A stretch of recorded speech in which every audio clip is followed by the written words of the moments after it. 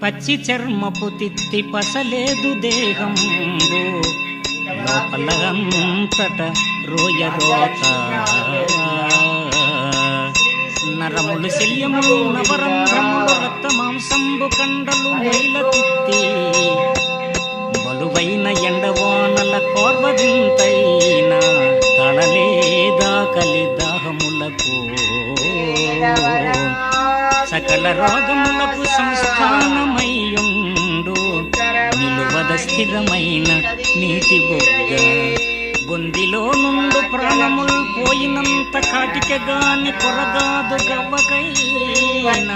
భూషణ వికాస శ్రీధర్మపుర నివాస దుష్ట సంహార నరసింహ దురిత దూర